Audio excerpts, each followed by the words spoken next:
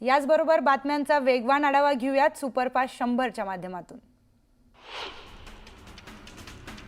नवी मुंबईत मराठी शाळांसाठी मनसे आक्रमक झाली आहे। ऐरोलीतील राधिकाबाई मेघे महाविद्यालयात मराठी वर्ग बंद केल्याची माहिती मिळताच मनसेने जाब विचारलाय। दरम्यान मराठी वर्ग बंद करणार नसल्याचं आश्वासन शाळा प्रशासनाने दिले। पुण्याच्या बिबेवाडी परिसरात गोळीबार करणाऱ्या आरोपींना अटक करण्यात आली आहे। अटकेनंतर गोळीबार केलेल्या ठिकाणी आरोपीची धिंड काढण्यात आली। निलंबित पोलीस निरीक्षक रणजित कासले पोलिसांना शरण येणार आहेत। कासलेने नवा व्हिडिओ प्रसारित केलाय। सिस्टमच्या विरोधात जास्त दिवस लढता येत नाही, यामध्ये माझा बळी जाणार हे मला माहिती आहे, असं कासले म्हणालाय। पुण्यातील तनिषा भिसे मृत्यू प्रकरणाचा अहवाल पूर्ण झालाय। ससून रुग्णालयाकडून पोलीस आयुक्तांकडे अहवाल सादर केला जाणार आहे। अहवालातून कोणतीही माहिती समोर येते हे पाहणं महत्त्वाचं असणार आहे। मुंबई पोलीस नियंत्रण कक्षाला धमकी देणाऱ्याला पोलिसांनी अटक केली आहे। सूरज जाधव असं धमकी देणाऱ्याचं नाव आहे। मद्यपान करून धमकी दिल्याचं तपासातून समोर आलंय।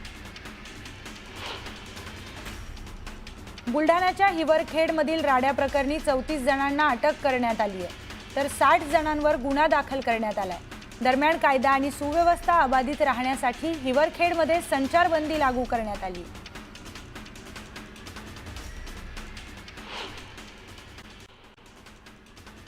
राष्ट्रवादी शरदचंद्र पवार पक्षाचे नेते अनिल नवघणे यांनी शिवसेनेत प्रवेश केलाय। उपमुख्यमंत्री एकनाथ शिंदेंच्या उपस्थितीत मुक्तागिरी बंगल्यावर हा पक्षप्रवेश पार पडला। जोरदार शक्ती प्रदर्शन करत अनिल नवघणे यांनी शेकडो कार्यकर्त्यांसह शिवसेनेत प्रवेश केला। नवी मुंबईत 22 तारखेला शिवसेनेचा निर्धार मेळावा होणार आहे। मेळाव्याला उपमुख्यमंत्री एकनाथ शिंदे उपस्थित राहणार आहेत। यावेळी मावियाचे 12 नगरसेवक शिवसेनेत प्रवेश करणार आहेत। अमरावती विदर्भ बळीराजा प्रकल्पग्रस्त संघर्ष संघटनेच्या कार्यक्रमाला मुख्यमंत्री देवेंद्र फडणवीसांनी हजेरी लावली। यावेळी प्रकल्पग्रस्त शेतकऱ्यांना 832 कोटीचे सानुग्रह अनुदानाचे वाटप मुख्यमंत्र्यांच्या हस्ते करण्यात आले। जमीन आईसारखी असते। जमीन जात असताना शेतकऱ्यांना दुःख होत असतं। शेतकऱ्यांची फसवणूक होऊ नये यासाठी थेट खरेदीची प्रक्रिया सुरू केली आहे, तर 5 पट किंमत द्यावी हा GR काढला। यामुळे शेतकऱ्यांना न्याय मिळाला असं मुख्यमंत्री देवेंद्र फडणवीसांनी स्पष्ट केलं। अमरावतीतील कार्यक्रमात ते बोलत होते। चंद्रकांत खैरे आणि अंबादास दानवे एकाच पक्षात राहून पाण्यासाठी आंदोलन करत आहेत। प्रत्यक्षात मात्र देवेंद्र फडणवीसांनी संभाजीनगरला पाणी आणलं। मात्र श्रेय घेण्यासाठी आणि राजकीय स्वार्थासाठी हे दोन्ही नेते पाण्याचं राजकारण करत आहेत, असा आरोप भाजप आमदार संजय केणेकर यांनी केलाय। ज्या वेळेला आनंद दिघे होते त्यावेळेला संजय राऊत बाळासाहेब ठाकरे आणि शिवसेनेच्या विरोधात लिहायचे, अशी टीका शंभूराज देसाईंनी केली आहे।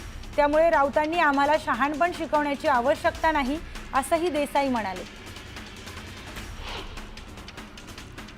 जालन्यात उदय सामंत आणि संदीपान भुमरेंनी मनोज जरांगेंची भेट घेतली आहे। यावेळी जरांगेंनी दोन्ही नेत्यांचं स्वागत केलं। दरम्यान यांच्यामध्ये काय चर्चा झाली हे मात्र गुलदस्त्यात आहे।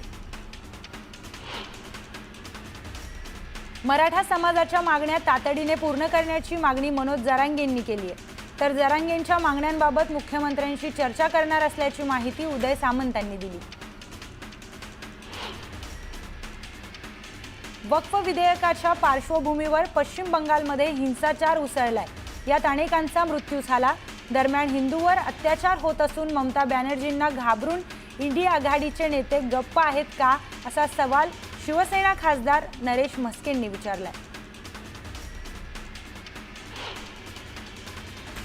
इंदापूरमधील छत्रपती सहकारी साखर कारखान्याच्या छाननी प्रक्रियेमध्ये 600 पैकी 122 उमेदवारी अर्ज अवैध ठरले आहेत।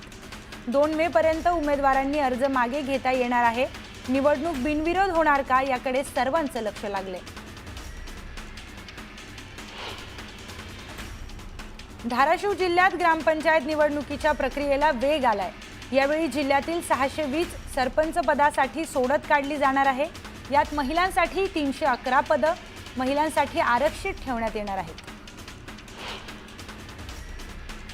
अमरावती विमानतळाचा लोकार्पण सोहळा पार पडला। मुख्यमंत्री देवेंद्र फडणवीस, उपमुख्यमंत्री शिंदे आणि अजित पवारांच्या हस्ते विमानाचं लोकार्पण करण्यात आलं।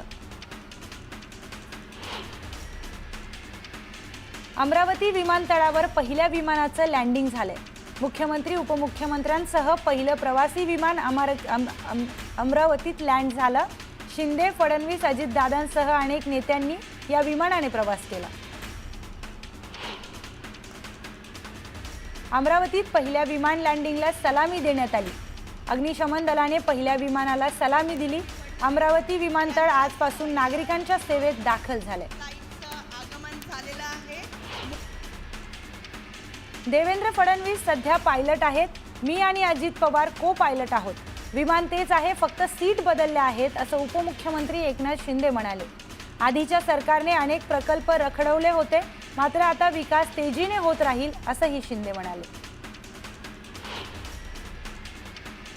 आमचं फक्त डबल इंजिनचं सरकार नाही, तर डबल इंजिनसह डबल बूस्टरचं सरकार आहे, असं मुख्यमंत्री देवेंद्र फडणवीस म्हणाले। म्हणूनच विकासाची कामं वेगाने होत आहेत, असंही फडणवीस म्हणाले। मोदींच्या कार्यकाळात मोठी भेट मिळाली। पायलट ट्रेनिंग स्कूलमुळे अमरावती जगाच्या नकाशावर येतंय।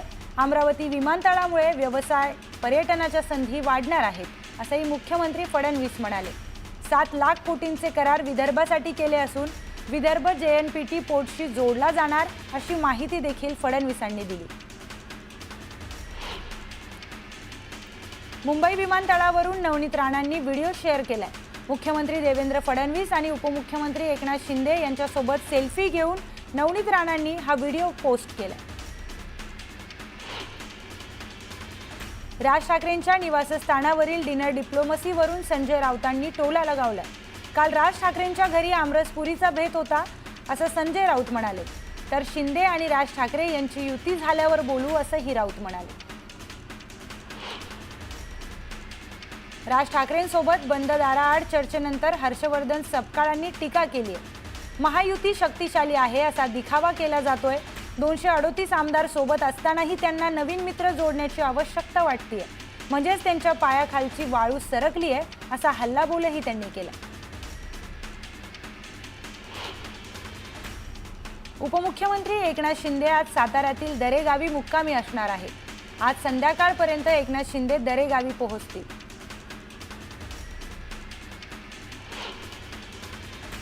नागपूरमध्ये काँग्रेसने सद्भावना रॅली काढली। रॅलीत लहान मुलं विविध वेश परिधान करून सहभागी झाली होती।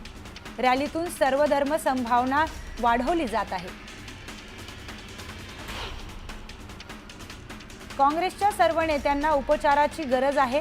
वारंवार पराभव झाल्यामुळे ते निराशेच्या तळाला गेलेत। बरे होतील तेव्हा देशासाठी काहीतरी सकारात्मक करू शकतील, अशी टीका सुजय विखेंनी केली आहे। नाशिकमध्ये ठाकरे गटाचं निर्धार शिबिराचं आयोजन करण्यात आलं होतं। या शिबिरात आदित्य ठाकरेंच्या स्वागताला स्टेजवर जास्त गर्दी झाल्यानं स्टेज खचला। यामध्ये सुदैवानं कोणालाही इजा झाली नाही। राज्याचे उद्योग मंत्री उदय सामंत यांच्या प्रमुख उपस्थितीत बीडमध्ये गुंतवणूक परिषद आयोजित करण्यात आली होती।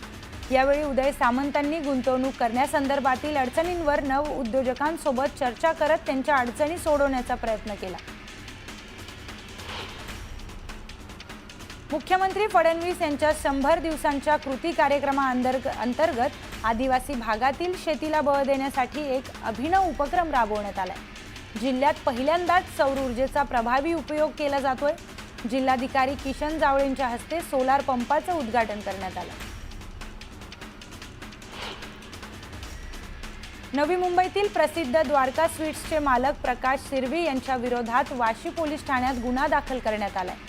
चाट कॉर्नरवर काम करणाऱ्या 2 कामगारांना जबर मारहाण केल्याप्रकरणी हा गुन्हा दाखल करण्यात आला। मुंब्र्यात 10 वर्षीय तरुणीवर अत्याचार करणाऱ्या नराधमाला फाशी देण्याची मागणी करण्यात आली आहे। दरम्यान फाशीच्या मागणीसाठी महिलांनी आक्रमक पवित्रा घेतलाय। पुण्याच्या कोंढवा परिसरात टोळक्यांनी कोयत्यानं वाहनांची तोडफोड केली। यात वाहनांचं मोठं नुकसान झालंय। तोडफोडीची संपूर्ण घटना सीसीटीव्हीत कैद झाली आहे।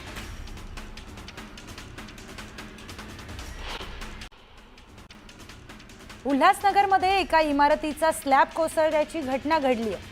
यात एक जण जखमी झालाय। सुदैवाने यात कोणतीही जीवितहानी झालेली नाही।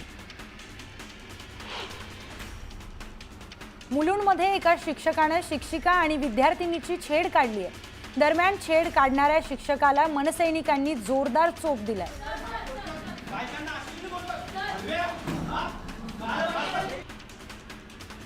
पुण्यातील आरएमडी सिंहगड स्प्रिंगडेल शाळेच्या शिक्षक आणि बसचालकांनी काम बंद आंदोलन पुकारले। गेल्या 37 महिन्यांपासून वेतन न मिळाल्याने संताप व्यक्त केला। दरम्यान तातडीने वेतन देण्याची मागणी केली आहे।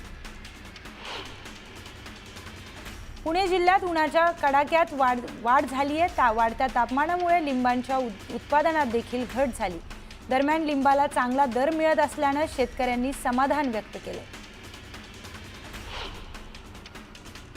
पुण्यातील शिरूर तालुक्यातील करंदी गावात सतत विजेचा लपंडाव सुरू असल्यामुळे शेतात पाणी देण्यासाठी मोठ्या अडचणींचा सामना करावा लागतो। त्यामुळे एका शेतकऱ्याने चक्क जनरेटर भाड्याने घेऊन वीज पंप सुरू केला। दुचाकी सायलेन्सरमध्ये बदल करून कर्णकर्कश आवाजाचे फटाके वाजवल्यानंतर जानेवारी ते एप्रिल या कालावधीत पिंपरी चिंचवड वाहतूक पोलिसांनी मोठी कारवाई केली। या दुचाकी स्वारांवर 4853 खटले दाखल करून तब्बल 48,49,000 रुपयांचा दंड आकारण्यात आलाय। जिल्हा परिषद शाळेजवळ शिवप्रेमींकडून विनापरवाना छत्रपती शिवाजी महाराजांचा पुतळा बसवण्यात आलाय। विनापरवाना पुतळा बसवल्याने पोलिसांनी शिवप्रेमींशी चर्चा केली। चर्चेनंतर महाराजांचा पुतळा सन्मानपूर्वक ग्रामपंचायतीत ठेवण्यात आलाय। नंदुरबार पोलीस दलाने रात्रीची गस्त अधिक प्रभावी आणि पारदर्शक व्हावी या अनुषंगाने स्मार्ट ई-बीट सिस्टम अंमलात आणली आहे। एका मोबाईल ॲपद्वारे पोलीस अधिकारी ठराविक वेळेनुसार आपली उपस्थिती या ॲपवर नोंदवतात। दोडामार्ग तालुक्यात स्वस्त धान्य दुकानातून नागरिकांना वितरित केला जाणारा गहू भेसळयुक्त आणि निकृष्ट दर्जाचा असल्याचा आरोप करण्यात आलाय। नागरिकांकडून या संदर्भात संताप व्यक्त करण्यात येत असून काही नागरिकांनी दोडामार्गच्या तहसीलदार प्रज्ञा राजमाने यांच्या टेबलावर हा गहू ठेवून ही बाब त्यांच्या निदर्शनास आणून दिली। उन्हाची तीव्रता वाढल्यामुळे नाशिक जिल्ह्याच्या ग्रामीण भागातील जलस्रोत कोरडे पडू लागल्याने पाण्यासाठी ग्रामस्थांची पायपीट वाढली आहे। परिस्थिती हाताळण्यासाठी जिल्हा प्रशासनातर्फे मालेगाव, चांदवड, येवला, इगतपुरी, पेठ, सुरगाणा आणि सिन्नर या 7 तालुक्यांमधील 22 गावे आणि 30 वाड्या वस्त्यांसह 22 टँकरद्वारे या गावात पाणी पुरवठा करण्यात आलाय। सिंधुदुर्गातील पाट गावातील शेतकऱ्यांनी शेतात कलिंगडची लागवड केली आहे। मात्र वन्य प्राण्यांच्या हैदोसमुळे पिकांचं मोठ्या प्रमाणात नुकसान झालंय। त्यामुळे पाट गावातील शेतकरी हवालदिल झालाय। अहिल्यानगर जिल्ह्यात पावसाळा सुरू होण्याआधीच अहिल्यानगर पालिकेचे आयुक्त यशवंत डांगे यांनी शहरातील नदी आणि नाल्यांची तातडीने सफाई करण्याचे आदेश संबंधित विभागांना दिलेत। अतिक्रमणामुळे पूरस्थिती निर्माण होऊन नागरिकांच्या घरात पाणी शिरण्याचा धोका निर्माण होण्याची शक्यता असल्याने सफाईचे आदेश देण्यात आलेत।